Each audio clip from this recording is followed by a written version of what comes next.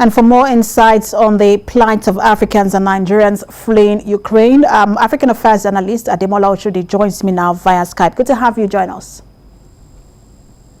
Thank you. So let me start by getting your thoughts on how this has played out so far for Nigerian students. Let's just start from where all of this, or let's go back to the start rather. We saw the cry by Nigerians in Ukraine saying, look, they have been left behind, and then Nigerian government moved in to evacuate them. Some were also stranded in Sumy. They have been taken now to Poltava before they are moved out of Ukraine. Looking at the chronology of how things have played out, what's your thoughts and your reaction?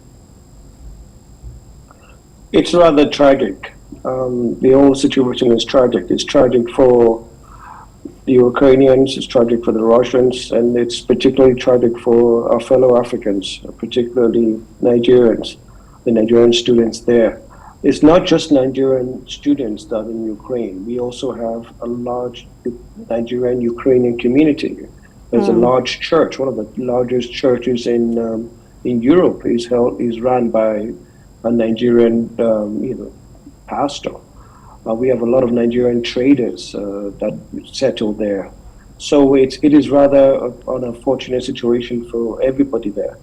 But the good thing about it is that the international community, especially the European Union, have recognized the discrimination, the prejudice against Africans trying to flee a war-torn area of Ukraine. We had restrictions of Africans entering the train and passing through the border, etc. So the awareness is out there.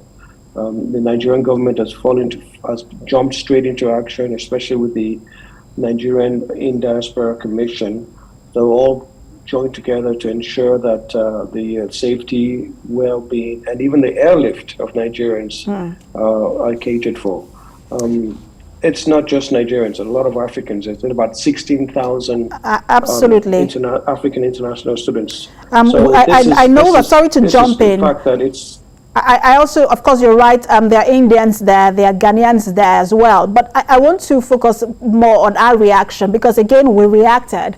The government was accused of not being proactive. And I just want to ask you what you make of this in terms of government's responsibility towards Nigerians in diaspora and how we can do better in subsequent situations. Well, in this situation, it took everybody off guard. Nobody could, maybe apart from maybe the CIA or the American government, nobody really believed or thought that the Russians would invade Ukraine. So the Nigerians in Ukraine, many of them international students, living on a tight budget, had to determine whether they should move across a large country. Ukraine is the second largest country in Europe after Russia. Move across a large country to flee for their lives, leaving their school property behind. So everybody hesitated. Even countries hesitated. So the federal government is not exceptional, but I think they've actually made up for it and coordinated a rescue of Nigerians there. All right. We'll continue to, we know that some students have been moved from Sumy to Poltava. We'll continue to monitor how they are evacuated. Thank you so much for your time, as always, African Affairs analyst Ademola Oshodi.